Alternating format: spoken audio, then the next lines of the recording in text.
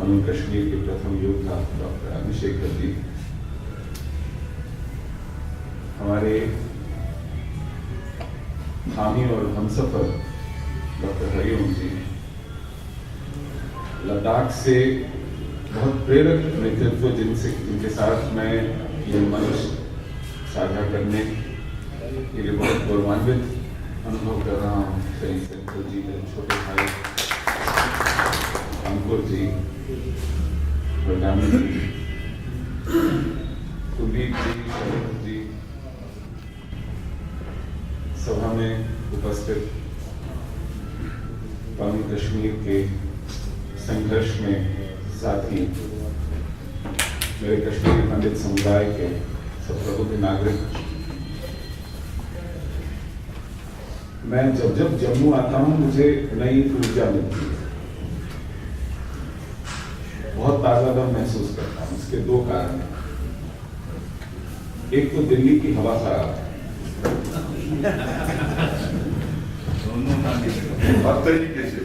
हवा पानी खराब है, और बिल्कुल आप ठीक कह रहे हैं, वो शब्दशः अक्षरशः भी हवा खराब है, और उसकी जो अभिधा शक्ति है, भाषा की लक्षणा शक्ति है, उसमें भी दिल्ली की हवा खराब है। बहुत बढ़िया। और जब दिल्ली को जम्मू आकर के देखता हूं और आप सबकी आंखों से देखता हूं, आप सबके अनुभवों से देखता हूं, तो बड़ी बदसूरत दिखाई पड़ती है। आप सबकी पीड़ा, आप सबका संत्रास, आपके कड़वे अनुभव, ये दिखते कश्मीर घाटी से होंगे, लेकिन इस भूत की जान जिस तोते में है वो दिल्ली में है। ये कश्मीर घाटी में जो भूत दिखाई पड़ता है, ये खड़ा किया गया भूत है। 35A के विषय में मैं आपको बताऊं, छोटा सा एक इसका इतिहास है। 1954 में जब पंडित नेहरू ने इसका मसौदा, इसका प्रारूप, एक ड्राफ्ट डॉक्टर राजेंद्र प्रसाद को भेजा था, तो डॉक्टर राजेंद्र प्रसाद ने एक चिट्ठी लिख करके प्रधानमंत्री से कुछ प्रश्न पूछे थे। उन्होंने कहा कि क्या ये संविधान सम्मत है, क्या ये न्याय सम्मत है, I mean, is it fair? Is it constitutional? क्या मुझे ये अधिकार है, मैं ऐसा कर सकता हूं? क्या ये प्रक्रिया ठीक है? Is the process all right? ऐसे कई सारे प्रश्न थे। उन्होंने लिख करके पंडित नेहरू से वो चिट्ठी विद्यमान है, और उसका जवाब पंडित नेहरू ने एक चिट्ठी में दिया था कि your questions that you raise are pertinent, are valid, but we shall discuss these issues off the record. Off the record. तो ये दोनों चिट्ठियां complete works of doctor Rajendra Prasad, published by allied publishers, 14 volume में वो सारा काम है, उसमें उपलब्ध है। अब ऑफ द रिकॉर्ड दोनों ने क्या डिस्कस किया हमें मालूम नहीं, लेकिन ये तो मालूम है कि वो प्रेसिडेंशियल प्रोक्लेमेशन आया फिर जून 1914, वो चोर दरवाजे से आया, पार्लियामेंट को उसका पता ही नहीं था। पार्लियामेंट छोड़िए, बहुत से न्यायाधीशों को, जजेस को, जूरिस्ट को इसका पता नहीं था। ये 35A ऐसा नहीं है कि 35 और 36 के बीच में कहीं हो, इसको पहले परिशिष्ट में एनेक्स्चर 1 में डाला गया। बहुत सी कॉपीज हैं कॉन्स्टिट्यूशन की जिसमें ये छपता भी नहीं है, जजेस को पता नहीं है। 1986 में इसको चैलेंज किया गया था एक पिटिशन द्वारा, तो जज ने वो पिटिशन एक्सेप्ट करने से मना कर दिया, कहा you are challenging an article which doesn't exist in the constitution. तो इस तरीके का फ्रॉड इस देश पर नाफिज किया गया 35A के माध्यम से। चलिए क्यों रोए इस बात को जो 1954 में हो गई। 1973 में जिस केशवानंद भारती केस का जिक्र आप कर रहे हैं, ये लगभग 20 साल बाद आता है, जो कहता है कि आप कॉन्स्टिट्यूशन के फंडामेंटल स्ट्रक्चर्स के साथ छेड़खानी नहीं कर सकते। छेड़खानी तो हो चुकी 20 साल पहले। अब अगर उस ऑर्डर की रूह में इसको देखा जाए तो it should automatically be knowledge कि साहब अगर सुप्रीम कोर्ट की पूरी बेंच ने, फुल बेंच ने ये कहा है कि एक फंडामेंटल स्ट्रक्चर है और फंडामेंटल स्ट्रक्चर के फंडामेंटल में फंडामेंटल राइट्स हैं, अगर वो निकल जाते हैं तो इस कॉन्स्टिट्यूशन की रूह नहीं बचती है। उसके विषय में अगर सुप्रीम कोर्ट ये मत व्यक्त करता है तो जो कुछ भी इस संविधान के साथ ऐसा हुआ है जो इस फैसले के साथ सम्मत नहीं है, उसे खुद ब खुद चले जाना चाहिए। लेकिन इस सरकार का क्या रुख रहा इसमें?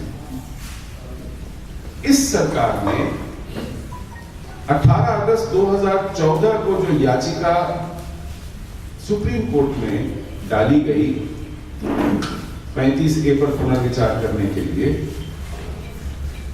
उसके जवाब में बीजेपी की जो कोएलिशन गवर्नमेंट थी उन्होंने तो पहली ही तारीख में एक एफिडेविट देकर के कहा कि ये बहुत अच्छा कानून है, इसके तहत हमने बहुत अच्छे अच्छे निर्णय लिए हैं जो प्रदेश के लिए बड़े हितकारी रहे हैं, इस कानून ने हमारी बहुत अच्छी सेवा की है, आप इस पर विचार करके अपना और हमारा समय बर्बाद कर रहे हैं, इसको डिसमिस कर दीजिए। I am sure they should be thrown out. अब बारी आती है केंद्र सरकार। इस सुपर पेट्रियट देशभक्त सरकार ने पहली तारीख पर कहा कि देखिए हमको इस पर विचार करने की आवश्यकता है, थोड़ा टाइम दीजिए। 6 महीने बाद दूसरी तारीख आती है तो मुकुल रोहतगी फिर कहते हैं कि विचार विमर्श चल रहा है, थोड़ा और टाइम दीजिए।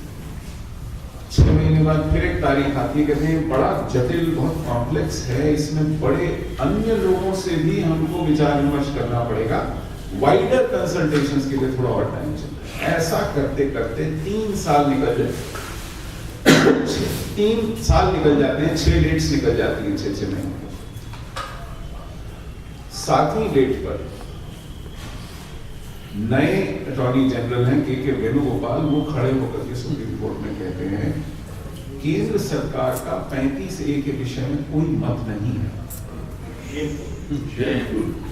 इसलिए हम इस पर कोई एफिडेविट नहीं दायर करना चाहते। सुप्रीम कोर्ट का जो मन हो, जो चाहे करने का। वो कहते हैं ठीक है, अब हम जो चाहेंगे करेंगे। अगली डेट आती है, तब तक ये गठबंधन सरकार जा चुकी है, केंद्र के नॉमिनी गवर्नर का शासन है इस प्रदेश पर। उस डेट से 4 दिन पहले NM बोहरा सुप्रीम कोर्ट में याचिका डालकर कहते हैं, और वो केंद्र सरकार के प्रतिनिधि हैं, कि राज्य में चुनी हुई सरकार नहीं है, इसलिए इस पर विचार न किया जाए। हम लोगों ने सोचा था कि अगर राजनीतिक इच्छा शक्ति की कमी हो तो कम से कम न्यायिक प्रक्रिया से हम देश के हित का कोई काम कर रहे हैं, लेकिन ये सरकार ना तो खुद करना चाहती है, न न्यायालयों को करने देती है, और मामला लटका रहे इसलिए इस पर टालमटोल करती है। और जब और नहीं टालमटोल की जा सकती और नहीं लटकाया जा सकता तो अड़ंगा डालती है। इन तिलों में तेल नहीं है साहब। आपने बहुत अरमानों से ये सरकार चुनी थी, लद्दाख में रास्ता दिखा दिया क्या करना चाहिए। पहली बार लद्दाख में भाजपा को एक सांसद दिया था लोकसभा में, पहली बार। और अगर मैं गलत नहीं हूं सही साहब, उससे साल भर पहले लेह की हिल काउंसिल में भी भाजपा को चुन करके भेजा था, और वो भाजपा शासित हिल काउंसिल थी, 16-15 है ना, वो है क्योंकि उसका कार्यकाल चल रहा है। उस लद्दाख ने जब 6 महीने के अंदर देख लिया कि इनकी रंगत बदल गई है, जिस लद्दाख को ये यूनियन टेरिटरी जपते हुए वोट मांगने गए थे और सांसद लेके आए, हिल काउंसिल लेके आए, उस लद्दाख में असेंबली चुनाव में 4 में से 0 सीट्स थी 6 महीने के अंदर। और अभी स्थानीय निकायों के चुनाव हुए हैं, 13 रेंज और 13 टारगेट, 26 में से 0 सीट्स मिली।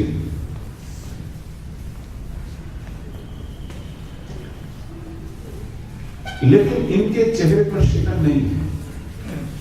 ये अपने सांसद की बात नहीं सुनना चाहते, ये अपने कार्यकर्ता की बात नहीं सुनना चाहते, ये किसी फीडबैक में विश्वास नहीं रखते, ये स्वयं को सर्वज्ञ समझते हैं। इनको लगता है कि इन्हें कोई सिखला नहीं सकता, कोई समझा नहीं सकता, कोई बता नहीं सकता। ये मानसिकता है जिसके तहत देश चल रहा है, और 2-2.5 लोग फैसले करके इस तरह के देश चला रहे हैं। एक सेकंड, हम सब लोग इनका जरूरत है, ये चाहते हैं कि हमारी यूनानिमिटी और हमारे संगठन का आप बोलते रहिए, वहां बोलने ऐसा दिखाया। मैं ये नहीं मानूंगा कि ये रास्ता अभी पिछले कुछ महीनों में देश ने देखना शुरू किया है। लद्दाख ने बताया कि अगर आपके साथ विश्वासघात हो और आप उस विश्वासघात को पुरस्कार दें, तो फिर आपके साथ और बड़े विश्वासघात होने की गुंजाइश आप स्वयं पैदा करते हैं। आप एक बार धोखा खाएं तो आपके साथ सहानुभूति हो सकती है। आप बार-बार धोखा खाएं तो फिर आप उसके लिए स्वयं जिम्मेवार हैं, आप किसी और को दोष नहीं दे सकते। कश्मीर के विषय में देश की राजनीतिक व्यवस्था में एक राय है, इसको जरा समझ लीजिए। मैं कल परसों डॉक्टर अजय से बात कर रहा था, उन्होंने मुझे एक उदाहरण दिया एक समाजशास्त्री का, जो ये कहता है कि अगर आप एक ही जगह पर बार-बार कुआं खोदते हो और आपको पानी नहीं मिलता, तो फिर ये आपकी मूर्खता है। आप ये मानने को तैयार ही नहीं हो कि वहां नीचे पानी नहीं, आपको कहीं और जाके कुआं खोदना पड़ेगा।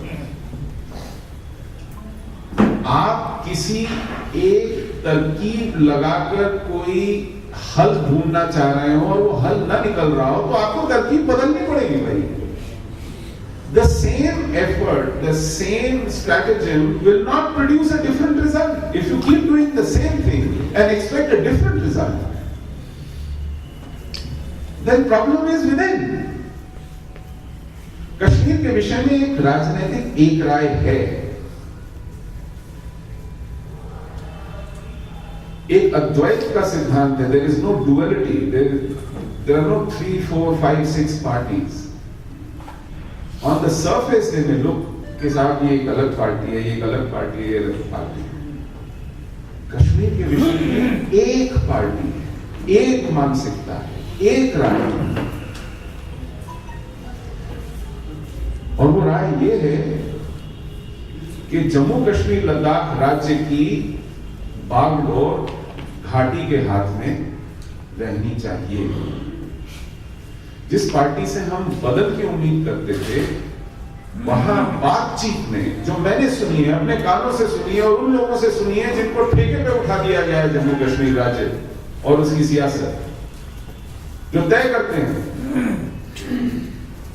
अपनी गफलत में तय करते हैं कि वहां क्या होना चाहिए। उनके मुंह से सुना है मैंने कि साहब कश्मीर की पूरी समस्या की जड़ ये है कि हम उसको आज तक जम्मू के चश्मे से देखते हैं। मैं हैरान हूं कि हम अगर कश्मीर को जम्मू के चश्मे से देखते रहेंगे तो फिर कश्मीर कैसे सुधरेगा? देखिए, चश्मे के थ्रू देखने के लिए सबसे पहले आंखें चाहिए।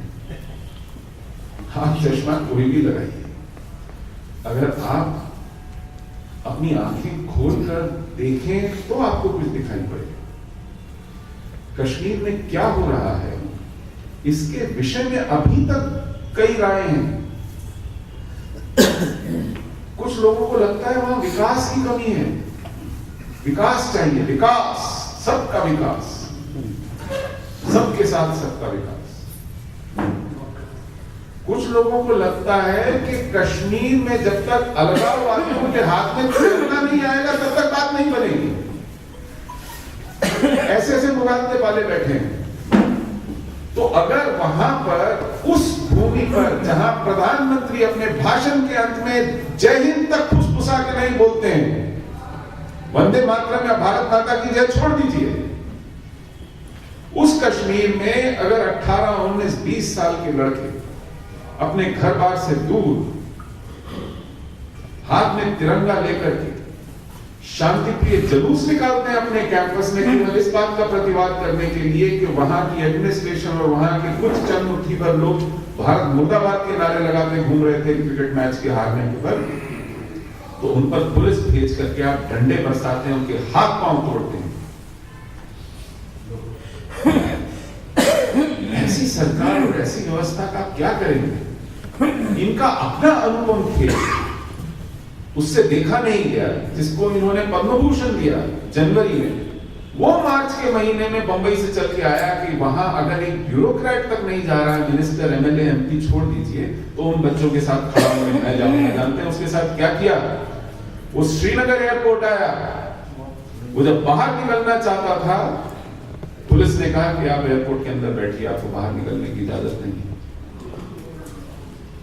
उसने कहा देखिए मैं एक फिल्म एक्टर हूं, मैं राजनीति के नहीं हूं, मेरे जाने से कभी कहीं कोई दंगा नहीं हुआ, मुझे सब तरफ से प्यार मिलता है, मेरे से सब जगह है, मैं केवल इन बच्चों को दिलासा देने आया हूं, ये बेचारे सहमे हुए हैं। मैं कहा नहीं, आपको जाने की इजाजत नहीं है। तो पता नहीं किसी मुगालते में थे, उन्होंने 1-2 फोन लगाए, उनमें से एक फोन उनको गया जो कि बंबई से थी और आजकल सरकार में है, एक फोन उनको गया जिनके वो बहुत चहेते थे, एक फोन और किसी को गया। उन सब ने कहा अच्छा आपके साथ ऐसा हो रहा है, हमें बस 15-20 मिनट, आधा घंटा दीजिए, हम वापस फोन करते हैं। 1 घंटा हो गया, उन्हें कोई फोन ही नहीं आया। अभी वापस फोन लगाया, तो उठा ही नहीं रहा। तो इन्होंने झक मारकर पुलिस वालों से कहा देखो ऐसा है, मेरी बहन है यहाँ आजकल, मैं उससे मिलके चला जाऊँ, आया हूं तो। मगर नहीं साहब, आप शहर नहीं जा सकते। मगर अच्छा ऐसा है कि मैं जब जब कश्मीर घाटी आता हूँ, मैं खीर भवानी जरूर जाता हूँ माता टेकने, मैं शहर में से नहीं जाऊंगा, मुझे किनारे किनारे ले जाइए, मैं वहां माथा टेक कर वापस आ जाऊंगा। उन्होंने कहा साहब आप एयरपोर्ट से बाहर कदम नहीं रख सकते। तो उस अनुपम खेर को जिनको इन्होंने 2-3 महीने पहले पद्म भूषण दिया था, उन्हें बेरंग बेइज्जत करके लौटाया गया और तब से मुंह सी लिया। कश्मीर के विषय में और देश के विषय में बहुत ज्यादा बोलते आजकल सुनाई नहीं पड़ते हैं। ये हाल करती है सरकार, हमारी चुनी हुई सरकार, जिससे आप परिवर्तन की अपेक्षा रखते हैं, जिसको आपने जनादेश दिया था नीतियों को पलटाने का, जिसको आपने जनादेश दिया था इस देश को निरापद करने का, अलगाववादियों से, आतंकवादियों से, एक कम्युनल डिवाइड फैलाने वालों से। हम शरणार्थियों की वापसी तो भूल जाइए,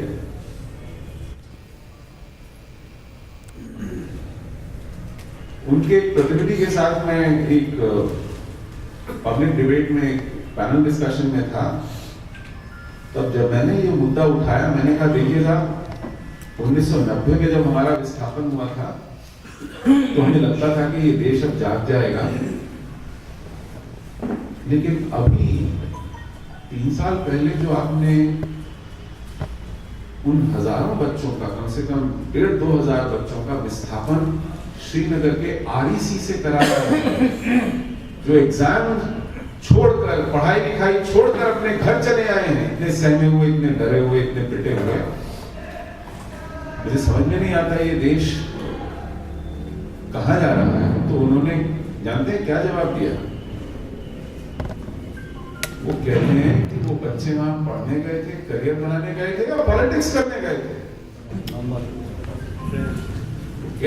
तिरंगा हाथ में रखना अगर पॉलिटिक्स है तो लगा दीजिए ताले अखिल भारतीय विद्यार्थी परिषद के दफ्तरों पर। क्यों आप एक छात्र संगठन चलाते हैं? क्यों आप एक युवा संगठन चलाते हैं? क्यों आप उनको देशभक्ति की पट्टी पढ़ाते हैं? उन लोगों ने वो हिम्मत दिखाई जो आपका प्रधानमंत्री नहीं दिखा पाया, और आप उनको ये पुरस्कार देते हैं। ऐसी बेशर्मी आ गई है, ऐसी व्यवस्था है जिससे आप अपेक्षा लगाए बैठे। लद्दाख को जल्दी अक्ल आ गई, लेकिन मेरा, जैसा कि मैं कह रहा हूं, एक दल से दूसरे दल, दूसरे दल से तीसरे दल आप प्रयोग करेंगे तो जो आम सहमति इन दलों में है इस विषय के प्रति, उससे कोई नया नतीजा निकलने वाला नहीं है। कुछ लोग आपके मुखालिफ साफ साफ खड़े हैं आपका विरोध करने के लिए, और कुछ आपके हमदर्द बनकर के आपको धोखा दे रहे हैं। इतना ही फर्क है, और कोई फर्क नहीं है। तो मुझे तो कम से कम यह लगता है कि जो सामने साफ साफ दुश्मनी निभा रहा है, मेरे खिलाफ बोल रहा है, उसके विषय में मैं तैयारी कर सकता हूं कुछ, लेकिन मैं अगर जिसके भरोसे चल रहा हूं वो अगर मुझे दगा देगा तो मैं कहां का रहूंगा भाई। इसलिए दिमाग में कुछ बातें साफ करने की आवश्यकता है। जो ये कहा गया कि we are on our own, ऐसा अब केवल यहां जम्मू में नहीं, कश्मीरी हिंदू जो विस्थापित हैं देश भर में बिखरे हुए हैं, केवल उनमें नहीं है, देश के अन्य भागों में भी ये बात आ रही है। मध्य प्रदेश में 5 लाख नोटा है, none of the above. 5 lakh ऐसे वोट पड़े हैं उस राज्य में जहां सत्ताधारी दल 46,000 वोट की बढ़त लेकर के भी 6 सीटें पीछे रहा। और जो ये नोटा है ये नाराज वोटर होता है। अब नाराजगी उसी से होगी ना जो 15 साल राज्य में सत्ता में हो और 5 साल केंद्र में सत्ता में हो, उससे तो नहीं होगी ना जो सत्ता में नहीं है। तो ये वोटर किसका है? दूसरी बात, ये सिर्फ 5 लाख नहीं है, 5 लाख तो वो सिरफिरा वोटर है जो घर से बाहर निकलता है, अपना समय लगाता है, लाइन में लगता है, थकता है, मशीन के पास जाकर के फिर नोटा दबाता है। इस हर एक नोटा वोटर के पीछे 4-5 ऐसे वोटर हैं जो घर बैठ जाते हैं, कहते हैं कौन से जहमत उठाए, अगर देना ही नहीं है तो जाकर नोटा नहीं दबाए। तो ये 5 लाख नहीं, कम से कम 25-30 लाख वोटर है जिनकी वजह से मध्य प्रदेश में यह हाल है, जिनकी वजह से गुजरात में 99 पर हाफ गए। गुजरात में नारा लगा जब रिजल्ट्स आए थे कि कांग्रेस को तो हरा दिया लेकिन भाजपा को डरा दिया। कांग्रेस हारी जरूर, लेकिन गुजरात चुनावों ने उसे ऑक्सीजन दे दिया। 7 लाख नोटा। कर्नाटक में भाजपा जीती जरूर, कांग्रेस की सीटें आधी रह गई हो, जनता दल एस की सीटें कम हो गई हो, लेकिन उन दोनों ने मिलकर भाजपा को आगे बढ़ने से रोका। क्यों? क्योंकि उन जो 8-10 सीटों का वादा था, उस बेंगलोर सिटी में पहली बार भाजपा पिछड़ी, उस कांग्रेस से पिछड़ी जिस पर वो 6-7 सीटों की बढ़त रखती थी। इस बार 6 सीटें कम थी कांग्रेस से। बेंगलोर सिटी में व्हाइट कॉलर, मिडिल क्लास, पढ़ा लिखा, टेकी, उसके होते हुए आप अपनी अर्बन स्ट्रॉन्ग होल्ड में हारते हैं और उन्हीं सीटों के नुकसान पर आपकी सरकार रुक जाती है। तो अगर गुजरात ने ऑक्सीजन दिया तो कर्नाटक ने एक स्टेरॉइड शॉट दिया। अगर गुजरात ऑक्सीजन था, कर्नाटक एक स्टेरॉइड शॉट था, तो ये 3 प्रदेश तो च्यवनप्राश है।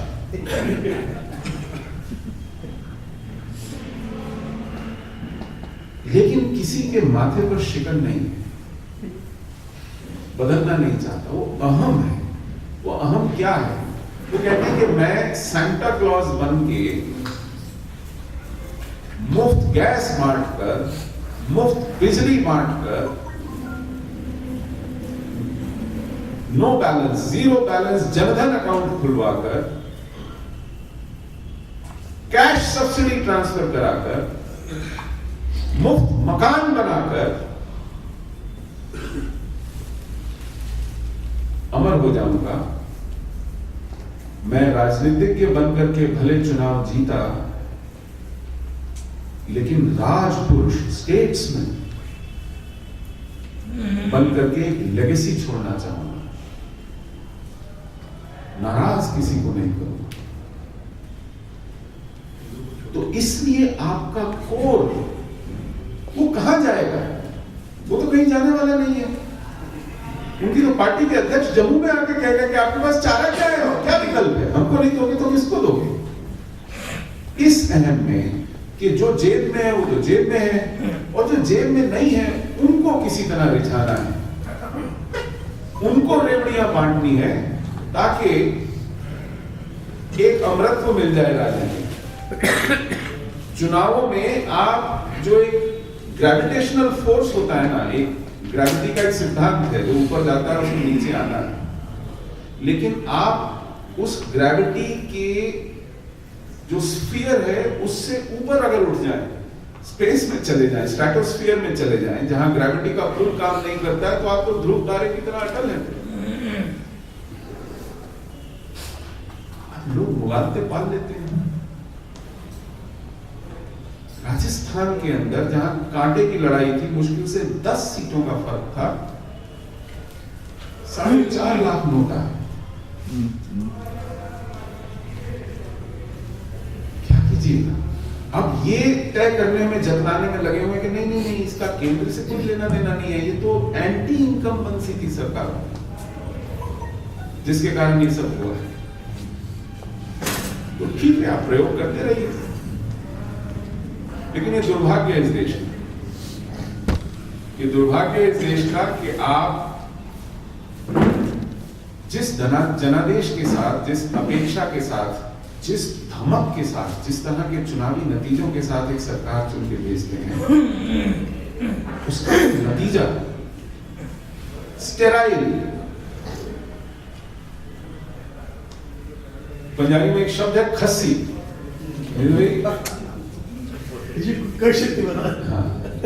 न्यूटर्ड, अनप्रोडक्टिव, इनइफेक्टिव, वो कर दिया आपने इस मैंडेट, उस पूरी व्यवस्था। और ये एक दुर्भाग्य नहीं है। This is not about competitive democracy, we all collectively lost, we can laugh about it, we can joke about it, but this is a tragedy of monumental proportions. There's absolutely no option left unless you rebuild from the scratch all over again. And if that is what we must do, that is what we have to do. अगर हमें नए सिरे से, वो बच्चन का एक काव्य संकलन है नीड़ का निर्माण, फिर एक काव्य संकलन है बसेरे से दूर, क्या भूलूं क्या याद करूं, तो हम क्या भूलें क्या याद करें, बसेरे से दूर है और अब नीड़ का निर्माण पुनः करने लगा और करेंगे साहब। संपत जी ने कहा कि जाएंगे, हमसे कोई उसको देर तक वंचित नहीं रख सकता। अगर आपको अपनी यूटी मिलके रहेगी, हमको अपनी जमीन, अपना घर मिलके रहेगा और हम उसको लेके रहेंगे। आपके सहयोग से सोचा था तो आपके सहयोग के साथ, आपकी उदासीनता के चलते हुए, आपके निरपेक्ष भाव के चलते हुए, आपके ना होते हुए चलते हुए, तो आपके ना होकर, लेकिन कल